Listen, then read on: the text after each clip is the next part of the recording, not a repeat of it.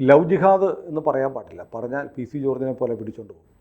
പക്ഷേ ഇന്ത്യയിലെ പല സംസ്ഥാന മുഖ്യമന്ത്രിമാരും ലവ് ജിഹാദിനെ കുറിച്ച് പറയുന്നു, അസംബ്ലി പറയുന്നു, നിയമം ഉണ്ടാവുന്നു. ഇപ്പോൾ മധ്യപ്രദേശിൽ ലവ് ജിഹാദ് നടത്തി മതം മാറ്റിയാൽ വധശിക്ഷ കൊടുക്കാൻ നിയമം വരുന്നു എന്നാണ് പറയുന്നത്. വല്ല കാര്യം വസ്തുതയുണ്ടോ? ഉണ്ട്. അതായത് ഇന്നലെ മുഖ്യമന്ത്രി മോഹൻ യാദവ് പറഞ്ഞു അവിടെ മതം മാറ്റ നിരോധന നിയമം ഉണ്ട്. 1968 പാസ്സാക്കിയതാണ്. മതം മാറ്റ നിരോധന നിയമത്തിൽ ഭേദഗതി കൊണ്ടുവരാനായിട്ട് ആലോചിക്കുന്നു. ഈ ലവ് ജിഹാദിൽ പെട്ടുപോകുന്ന പെൺകുട്ടികളെ ഈ മറ്റേ മതത്തിലേക്ക് മാറ്റിയാൽ ജിഹാദ് എന്ന് പറഞ്ഞാൽ പിന്നെ മുസ്ലിമാണ്. പെൺകുട്ടി ഒന്നെങ്കിൽ ഹിന്ദു അല്ലെങ്കിൽ ക്രിസ്ത്യാനി അല്ലെങ്കിൽ സിഖ് അല്ലെങ്കിൽ പാഴ്സി, ജൈന, ബുദ്ധ ഏതെങ്കിലുമൊക്കെ ആയിരിക്കും. ആ പെൺകുട്ടി ഇസ്ലാമിലേക്ക് മാറ്റിയാൽ അത് പറഞ്ഞാൽ മതി. സാറ് പേടിച്ചു പോയോ ഇസ്ലാമിലേക്ക്? എനിക്കെന്ത് പേടി. ഇവിടെ ലവ് ജിഹാദ് ഒന്ന് മിണ്ടിപ്പോയാൽ അപ്പൊ തൂക്കിക്കൊല്ലണം എന്ന് പറയുന്നത്. അതെ, ഞാനത് സുനിൽ പറയുന്നത് കേട്ടപ്പോൾ അടുത്ത കാലത്ത് നമ്മള് നോർത്ത് ഇന്ത്യയിൽ പല സ്ഥലത്തു നിന്നും ഹൈക്കോടതി വിധികൾ വായിക്കാറുണ്ട്. ആ ഹൈക്കോടതി വിധികളിലൊക്കെ ലവ് ജിഹാദ് എന്ന് പറയുന്നുണ്ട്. അല്ല, ഇവിടെ തന്നെ ഇതിനകത്ത് ജസ്റ്റിസ് KT ശങ്കരന്റെ കേസിൽ ലവ് ജിഹാദ് ഉണ്ട് എന്നാണ് പറഞ്ഞത്. അങ്ങനെയാണ് പറഞ്ഞത്. പിന്നീട് ശശിധരൻ നമ്പ്യാരുടെ ഒരു കേസ് വന്നു. ശശിധരൻ നമ്പ്യാരുടെയാണ് ഇന്നലെ ഈയിടെ 89 ലക്ഷം രൂപ പുള്ളി നോട്ടിരട്ടപ്പിന് കൊടുത്തത്. അദ്ദേഹത്തിന്റെ ഒരു വിധി വന്നു. പക്ഷെ പറഞ്ഞ് പ്രചരിപ്പിക്കുന്നത് പച്ചക്കള്ളമാണ്. അതായത് KT ശങ്കരൻ്റെ വിധിയിൽ ഷഹൻഷായുടെയൊക്കെ കേസിൽ, പത്തനംതിട്ടയിലെ ലവ് ജിഹാദ് കേസിലെ ഷഹൻഷാ, അത് ആ പെൺകുട്ടി സംസ്ഥാന പോലീസിലെ ഉന്നത ഉദ്യോഗസ്ഥൻ്റെ അടുത്ത ബന്ധുവായിരുന്നു. പേര് ഞാൻ പറയുന്നില്ല, അറിയാവുന്നവർക്കറിയാം. അതുകൊണ്ട് ആ കേസ് ചൂടായി പോലീസ് നടപടിയെടുത്തു. അങ്ങനെ മുൻകൂർ ജാമ്യം KT ശങ്കരൻ്റെ ബെഞ്ചിൽ വന്നു. KT Sankaran justice KT Sankaran പോലീസിൻ്റെ 3-4 റിപ്പോർട്ടുകളെ അധികരിച്ച് ആ റിപ്പോർട്ടുകളിൽ കേരള പോലീസ് പറഞ്ഞ ലവ് ജിഹാദ് ഉണ്ട് എന്നാണ്. അതിനുശേഷം പോലീസ് വീണ്ടും നിലപാട് മാറ്റി. പക്ഷേ അന്ന് കൊടുത്ത സ്പെഷ്യൽ ബ്രാഞ്ച് ഉൾപ്പെടെ കൊടുത്ത റിപ്പോർട്ടുകളിൽ ലവ് ജിഹാദ് എന്ന് പറയുന്ന ആക്ഷേപം, ലവ് ജിഹാദ് എന്ന് പറഞ്ഞൊരു ബോർഡ് വെച്ചിട്ട് രാവിലെ 10 മണി മുതൽ 5 മണി വരെ പ്രവർത്തിക്കുന്ന ഓഫീസൊന്നുമല്ല, എവിടെ ലവ് ജിഹാദ് എന്ന് ചോദിച്ചാൽ തൊട്ട് കാണിക്കാൻ വേണ്ടി അങ്ങനെ ഒരു സംഭവം ഉണ്ടെന്ന് പറഞ്ഞുള്ള 2-3 റിപ്പോർട്ടുകൾ ആ ജഡ്ജ്മെൻറ്റ് എൻ്റെ പക്കലുണ്ട്. പെട്ടെന്ന് ചോദിച്ചുകൊണ്ട് എനിക്കറിയില്ല. ഉണ്ടല്ലോ, KLTയിലൊക്കെ കിട്ടും KT ശങ്കരൻ റിപ്പോർട്ട്, അതിനകത്ത് ഉണ്ടെന്ന് പറഞ്ഞു. അത് വെച്ചിട്ടാണ് justice KT Sankaran love jihad ഉണ്ട് എന്ന തരത്തിലുള്ളൊരു നിരീക്ഷണം നടത്തുകയും ഷഹൻഷായുടെ കേസ് ആൻറ്റിസിപ്പേറ്ററി ബെയിൽ തള്ളുകയും ചെയ്തു. മുൻകൂർ ജാമ്യം നിഷേധിച്ചു. പക്ഷേ അതിനുശേഷം ശശിധരൻ നമ്പ്യാരുടെ ബെഞ്ചിൽ വേറൊരു കേസാണ് വരുന്നത്. ആ കേസിൽ ലവ് ജിഹാദ് ഇല്ല, അങ്ങനെ ഒരു സംഭവം ഇല്ല എന്ന് ജസ്റ്റിസ് ശശിധരൻ നമ്പ്യാർ പറഞ്ഞു. ഇവിടെ പ്രചരിപ്പിക്കുന്നതെന്നറിയോ, KT ശങ്കരൻ്റെ വിധിയെ ശശിധരൻ നമ്പ്യാർ റദ്ദാക്കി, അത് മാറ്റി പറഞ്ഞു എന്ന തരത്തിൽ രണ്ടും രണ്ട് കേസാണ്. ഒന്ന് ആൻറ്റിസിപ്പേറ്ററി ബെയിൽ, ഹൈക്കോടതി ആൻറ്റിസിപ്പേറ്ററി ബെയിൽ മുൻകൂർ ജാമ്യം നിഷേധിച്ചാൽ അതിനെതിരെ അപ്പീൽ കൊടുക്കേണ്ടത് ശശിധരൻ നമ്പ്യാരുടെ ബെഞ്ചിലല്ല, സുപ്രീം കോടതിയിലേ പറ്റുള്ളൂ. സുപ്രീം കോടതിയിൽ പോയിട്ടില്ല ഷഹൻഷാ.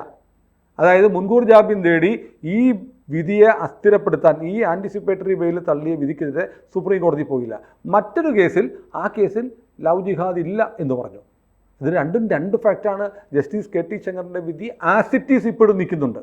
ആ കൂട്ടക്കാര് തന്നെ പറയുന്ന വേറൊന്ന്, പാർലമെന്റിൽ ഒരു ചോദ്യത്തിന് ഉത്തരം വന്നപ്പോൾ ലവ് ജിഹാദ് ഇല്ല, ലവ് ജിഹാദ് എന്ന് പറഞ്ഞ സാധനം ഇല്ല. എവിടെ തൊട്ട് കാണിക്കാൻ ലവ് ജിഹാദ് ഉണ്ടോ? അതല്ല, എനിക്ക് മനസ്സിലായത് എന്താന്ന് വെച്ച് കഴിഞ്ഞാൽ നമ്മുടെ IPC നിയമങ്ങൾ ഉണ്ടാക്കുമ്പോൾ ലവ് ജിഹാദ് എന്ന് പറഞ്ഞൊരു സംഭവം ചേർത്തിട്ടില്ല. അതല്ലേ ഉത്തരം പറയാനുള്ളൂ. കാരണം അതിങ്ങനെ നിർബന്ധിതമായും പ്രലോഭിപ്പിച്ചും ഭീഷണിപ്പെടുത്തിയും ഒക്കെ പ്രണയത്തിൽ കുരുക്കിയും ഒക്കെ മതം മാറ്റമുണ്ട്. കല്യാണം കഴിച്ചതിന് ശേഷം മതം മാറുന്നുണ്ടെന്നുള്ളത് സത്യമാണല്ലോ. ആ മതം മാറുന്ന ആ പ്രോസസ്സിന് വിളിക്കുന്ന ഒരു ചെല്ലപ്പേരാണ് അങ്ങനെ ആളിനെ കൂട്ടുന്ന പരിപാടിയാണ് ലവ് ജിഹാദ് എന്ന് പറയുന്നത്. മുസ്ലിങ്ങളുടെ എണ്ണം കൂട്ടുക, അങ്ങനെയാണ് പറയപ്പെടുന്നത്. പക്ഷെ അത് എവിടെ കാണിച്ചു തരുമെന്ന് ചോദിച്ചാൽ എങ്ങനെ കാണിച്ചു തരാൻ പറ്റും? ഇതിന് ഒരുപാട് വിക്ടിംസ് ഉണ്ട്. അഖിലയുടെ അച്ഛൻ അല്ലേ, ഹാദിയായ അഖിലയുടെ അച്ഛൻ അശോകൻ പറയും അത് ലവ് ജിഹാദ് എന്ന് പറയും. പക്ഷേ കോടതി ലവ് ജിഹാദ് എന്ന് പറഞ്ഞൊരു ടേം ഇല്ല. ആ ടേം ഒരു നിയമത്തിലും പറഞ്ഞിട്ടില്ല. ഇനി നാളെ കേന്ദ്ര സർക്കാർ ലവ് ജിഹാദ് ഇങ്ങനെ കൊണ്ടുപോയി മതം മാറ്റുന്നതിന് ലവ് ജിഹാദ് എന്ന് അറിയപ്പെടും എന്നൊരു സെക്ഷൻ ഇൻകോർപ്പറേറ്റ് ചെയ്താൽ ഉണ്ടാവും. അതില്ലാത്തത് കൊണ്ട് അങ്ങനെ ഒരു സംഭവമേ ഇല്ല എന്ന് പ്രചരിപ്പിക്കേണ്ട. ആക്ഷേപമുള്ള ഒരുപാട് പേരുണ്ട്, പരാതിപ്പെട്ട ഒരുപാട് പേരുണ്ട്.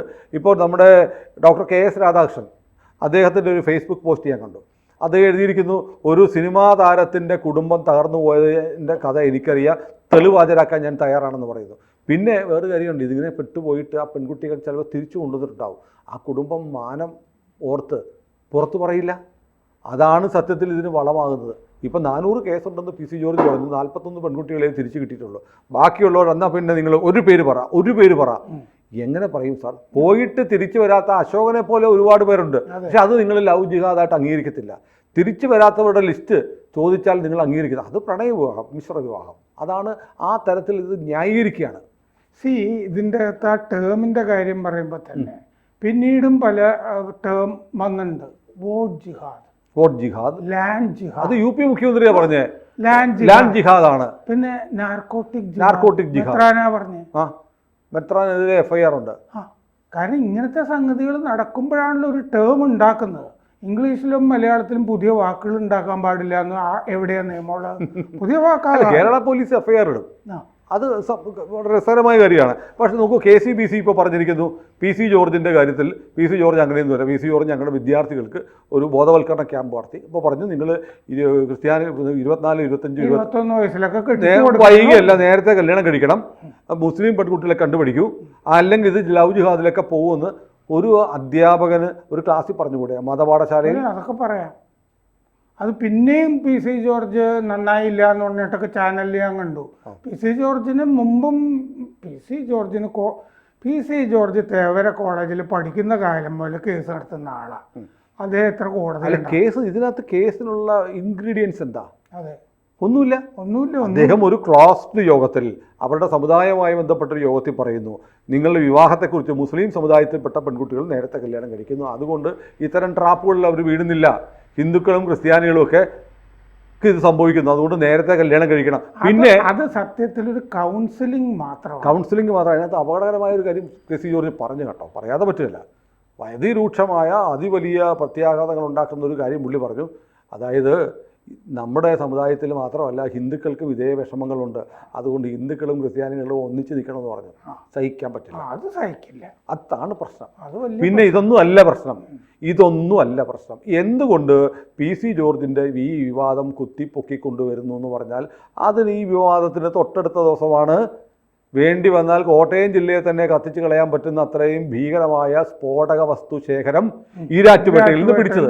അത് വാർത്തയാവരുത്, അത് ചർച്ചയാവരുത്, അതിലൂടെ തോക്കുകൊണ്ടായിരുന്നു. ഇതൊന്നും ചർച്ചയാവാതിരിക്കാൻ ഇവിടുത്തെ മാധ്യമങ്ങൾ, പച്ച വെളിച്ചം മാധ്യമത്തിലുണ്ട്, ആ മാധ്യമങ്ങൾ മനഃപൂർവ്വം മാനിപ്പുലേറ്റ് ചെയ്ത ഒന്നാണ് PC ജോർജിൻ്റെ ഈ വിവാദം. അതെ, പല കാര്യങ്ങളും ചർച്ച ചെയ്യാതിരിക്കാനാണ് ഈ മതവിവേചനം എന്നൊക്കെ പറഞ്ഞു കൊണ്ടിരുന്നത്.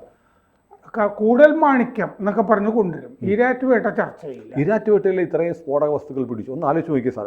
ഈരാറ്റുപേട്ട ഈ പെരുമ്പാവൂർ പോലെയൊക്കെ ഒരുപാട് അന്യസംസ്ഥാന തൊഴിലാളികൾക്ക് പങ്കെടുക്കുന്നുണ്ട്. ഇപ്പോൾ ഞാൻ നോക്കുമ്പോൾ ഈ പോപ്പുലർ ഫ്രണ്ടിൻ്റെ ഒക്കെ സജീവ കേന്ദ്രമായിരുന്നല്ലോ കേരളം. എന്നാൽ പോലും കേരളത്തിലൊരു സ്ഫോടനമോ ഒന്നും ഉണ്ടായിട്ടില്ല. ഇപ്പോൾ തൃശ്ശൂർ റെയിൽവേ സ്റ്റേഷനിൽ, കാക്കനാട് കളക്ട്രേറ്റിലൊക്കെ ഒരു ബോംബ് സ്ഫോടനം, തമിഴ്നാട് ബസ് കത്തിച്ചു, ഇങ്ങനെയുള്ള ചില സംഭവങ്ങൾ നടന്നതല്ല. കേരളത്തിൽ ഒരു ഹൈ എൻഡ് ആയിട്ടുള്ള ഒരു ടെറർ അറ്റാക്ക് പോലെയുള്ള സംഭവങ്ങൾ കേരളത്തിൽ നടന്നിട്ടില്ല. ഈ സമീപകാലത്താണ് മറ്റേ ആ തീവെപ്പുണ്ടായത്.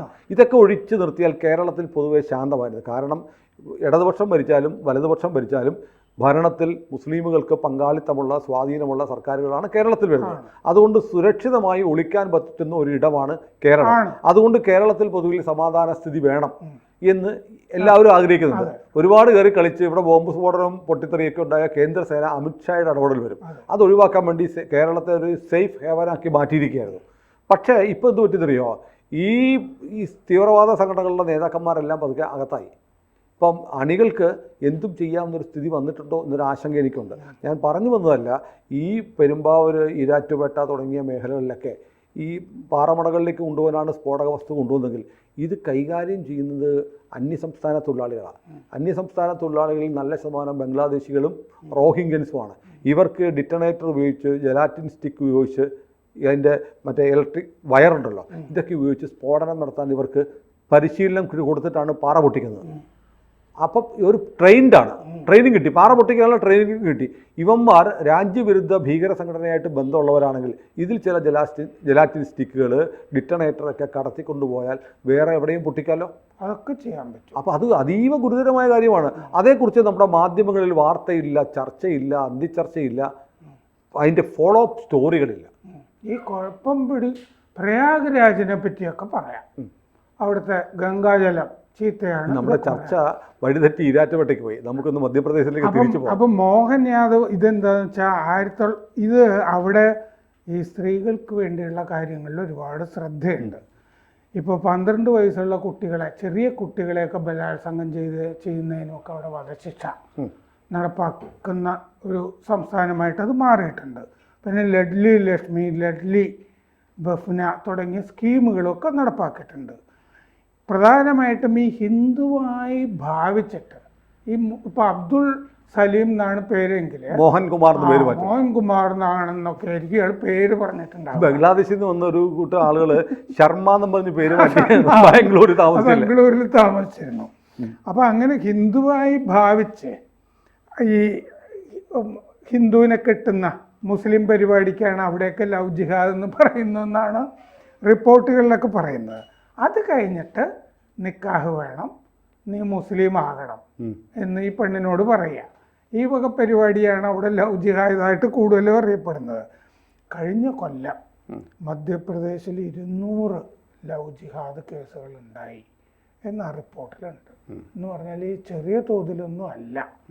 ഈ PC ജോർജ് പറയുന്നതിൻ്റെ പകുതി സംഖ്യയെങ്കിലും കണക്കിൽ തന്നെ ഒരു താലൂക്കിൽ എന്നാ പറഞ്ഞത്. അതെ, മറ്റൊരു സ്റ്റേറ്റിലാണ്. അതെ, അല്ല ഞാൻ ആ കണക്ക് കേട്ടിട്ട് അല്ല, എനിക്കൊരു സംശയം. ഇപ്പോൾ ഈ ലവ് ജിഹാദ് കേസുകൾ 200 എണ്ണം ഉണ്ടായെന്ന് പറഞ്ഞല്ലോ.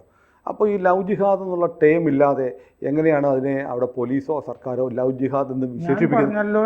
ഞാൻ ഹൈക്കോടതി ഈ ജഡ്ജിമാര് ഇന്ററിം ഓർഡേഴ്സ് ഒക്കെ ഇറക്കില്ലേ, ഇതിൻ്റെ അകത്തൊക്കെ ലവ് ജിഹാദ് എന്നവർ പ്രയോഗിക്കുന്നുണ്ട്. അവിടെ ഇങ്ങനത്തെ ചാനലുകളൊന്നും ഇല്ലല്ലോ സുനിലേ. അവിടെ ഇത് എല്ലാവർക്കും കോടതി ഉത്തരവിലുണ്ട്. ഞാൻ അത്ര ജഡ്ജ്മെന്റ് കണ്ടിട്ടില്ല, അതുകൊണ്ടാണ്. ആക്സെപ്റ്റഡ് ആണ് അവിടെ.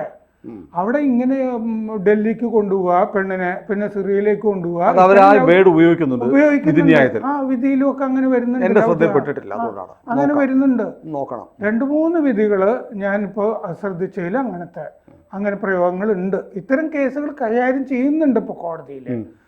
പെൺകുട്ടികളെയൊക്കെ വേറെ സ്ഥലത്തേക്ക് കൊണ്ടുപോകാനും ഒക്കെ, അതുപോലെ മതം മാറ്റാനായിട്ട് ഈ ദിവ്യാംഗരെ പ്രേരിപ്പിക്കുന്നത്, ഇങ്ങനത്തെ പല കേസുകൾ വന്നിട്ട് ഇതൊക്കെ ഇപ്പോൾ പ്രയോഗിച്ച് തുടങ്ങിയിട്ടുണ്ട്. ഈ 1967 ഒഡീഷയിൽ ഈ മതം മാറ്റം നിരോധന നിയമം വന്നു. 68 മധ്യപ്രദേശിലും വന്നു. ആദ്യത്തെ സംസ്ഥാനങ്ങളൊക്കെയാണ്. ഇതിൻ്റെ അകത്ത് ഈ കോൺസ്റ്റിറ്റ്യൂഷനിൽ 25ാമത്തെ വകുപ്പിൽ ഈ റൈറ്റ് ടു പ്രൊപ്പഗേറ്റ് റിലീജിയൻ എന്ന് പറയുന്ന ഭാഗമുണ്ട്. നമുക്ക് മതം പ്രചരിപ്പിക്കാനുള്ള അവകാശം. അല്ല, അത് സ്വാഭാവികമായി ഒരാളുടെ ഭരണഘടനാ അവകാശമാണ്. ഉണ്ട്. ഇത് പക്ഷേ ഈ ഒഡീഷയിൽ ഈ നിയമം വന്നു കഴിഞ്ഞപ്പോൾ അവിടുത്തെ ഹൈക്കോടതി പറഞ്ഞു മതം പ്രചരിപ്പിക്കാൻ അവകാശമുണ്ട് എന്ന് പറഞ്ഞാൽ മതം മാറ്റാനും അവകാശമുണ്ട് എന്ന് ഹൈക്കോടതി അവിടെ വ്യാഖ്യാനിച്ചു. എന്നിട്ട് ഈ നിയമം അവിടെ തള്ളിക്കളഞ്ഞു, ഈ മതം മാറ്റ നിരോധന നിയമം. പക്ഷേ മധ്യപ്രദേശത്തേത് ഹൈക്കോടതി ശരിവെച്ചു. പ്രൊപ്പഗേറ്റ് റിലീജിയൻ എന്ന് പറഞ്ഞു കഴിഞ്ഞാൽ മതം മാറ്റത്തിനുള്ള അവകാശം ഇല്ലാന്ന്. അപ്പോൾ 2 വിരുദ്ധമായ ഹൈക്കോടതി വിധികൾ വന്നപ്പോൾ ഇത് സുപ്രീം കോടതിയിൽ പോയി കേസ്. അപ്പോൾ സുപ്രീം കോടതി വീണ്ടും അത് 25(1)(25) വ്യാഖ്യാനിച്ചു. പ്രൊപ്പഗേറ്റ് റിലീജിയൻ എന്ന് പറഞ്ഞു കഴിഞ്ഞാൽ മതം മാറ്റമല്ല, മതം മാറ്റാൻ അവകാശമില്ല. മതപ്രചാരണം എന്ന് പറഞ്ഞാൽ മതം പ്രചരിപ്പിക്കാം. അത് പക്ഷെ മതം മാറ്റാൻ, നിർബന്ധിത മതം മാറ്റൽ നിയമവിരുദ്ധം തന്നെയാണെന്നാണ് എക്കാലത്തെയും കൺസെപ്റ്റ്. അതെ. അപ്പോൾ അങ്ങനെ ഇപ്പം മതം മാറ്റ നിരോധന നിയമം പിന്നീട് ഒരുപാട് സംസ്ഥാനങ്ങൾ, ഛത്തീസ്ഗഡ്, ഗുജറാത്ത്, ഹിമാചൽ പ്രദേശ്, ജാർഖണ്ഡ്, ഉത്തരാഖണ്ഡ്, കർണാടക, ഹരിയാന, ഇങ്ങനെ ഒരുപാട് സ്ഥലങ്ങളിൽ ഇത് നടപ്പാക്കിയിട്ടുണ്ട് മതം മാറ്റ നിരോധന നിയമം. മധ്യപ്രദേശിൽ മതം മാറ്റ നിരോധന നിയമത്തിൻ്റെ ഉള്ളിൽ പുതിയ ക്ലോസ് ചേർത്തിട്ട് അസംബ്ലി ഇത് ഭേദഗതി ചെയ്യാൻ പോകുന്നു. അങ്ങനെ നിങ്ങൾ ഒരു ഹിന്ദു പെൺകുട്ടിയെ വിവാഹം ചെയ്ത ശേഷം അതിന് ഇസ്ലാമാക്കി മതം മാറ്റുകയാണെങ്കിൽ വധശിക്ഷ എന്ന് പറഞ്ഞിട്ട് നമ്മുടെ ഭരണഘടനയിൽ 25-ാം വകുപ്പും കൂടിയൊക്കെ ഇന്റർപ്രറ്റ് ചെയ്തിട്ട് കൊണ്ടുവരാൻ പോകുന്നു എന്നാണ് മുഖ്യമന്ത്രി പറയുന്നത്. ശരി, അതേതായാലും ഒരു പുതിയ ഡെവലപ്മെന്റ് ആണ്. അതിന് നിയമപരമായി നിലനിൽക്കുമോ എന്നുള്ളത് കണ്ടറിയണം. അതെ. കൂടുതൽ വാർത്തകളും വിശേഷങ്ങളും നിങ്ങളിലേക്ക് എത്താൻ ABC മലയാളം സബ്സ്ക്രൈബ് ചെയ്യുക, ബെൽ ബട്ടണും അമർത്തുക.